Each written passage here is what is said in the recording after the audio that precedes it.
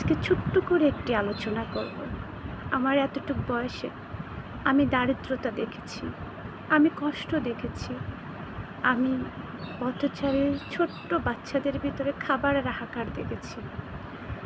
এই পৃথিবীতে বেঁচে থাকার জন্য একটা মমতার হাত প্রয়োজন, একটা বাবার হাত প্রয়োজন, একটা মায়ের হাত প্রয়োজন। অনেক শিশুদের সেই হাতগুলো থাকে না। অনেক শিশুরা জন্মের আগেই বাবা হারিয়ে ফেলে, অনেক শিশুরা জন্মের আগেও মা হারিয়ে ফেলে। সবচেয়ে মনে হয় কষ্টকর বেদনাবিন যেটা একজন এতিম বাচ্চার, যারা এতিম আছে, ছোট্ট ছোট্ট অবশ শিশুরা, তারা কখনো তাদের এতিমের মনের কষ্টগুলো প্রেজেন্ট করতে পারে না। তাদের মনে হাজার দুঃখ থাকে বাবা ডাকার, হাজার কষ্ট থাকে মা ডাকার, কিন্তু ডাকতে পারে না। মা যেন কোথায় কোন আকাশে তারার সাথে মিলিন হয়ে গেছে, বাবাও যেন কোথায় সন্তানকে ছেড়ে চলে গেছে। তাদের উদ্দেশ্যে বলবো, আপনারা যারা আছেন, কখনো স্বামী স্ত্রীর সম্পর্কের ভিতরে দ্বন্দ্ব সৃষ্টি করবেন না।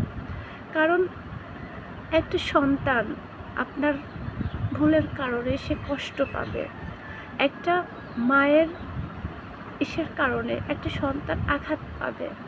সেই জিনিসগুলো আমাদের এই সমাজ থেকে যদি চলে যেত, আমার মনে হয় আমাদের পথচারী যে শিশুগুলা অবহেলার ডাস্টবিনে বড় হচ্ছে, সেই শিশুগুলোর ভিতরে আর ক্ষুধার্তর হাহাকার থাকতো না, পোশাকের হাহাকার থাকতো না।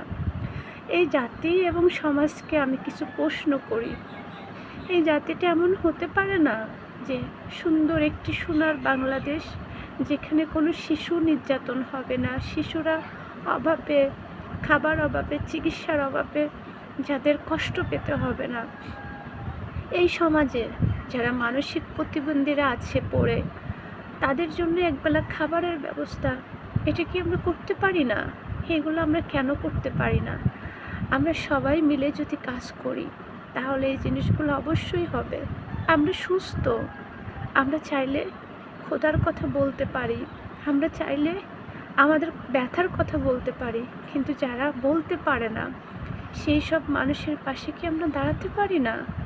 আসুন সবাই মিলে একসাথে একটি সোনার বাংলা গড়ে উঠি, যেখানে না থাকবে কোনো হিংসা, না থাকবে কোনো অহংকার, শুধু ভালোবাসা দিয়েই পরিপূর্ণ করতে পারবো।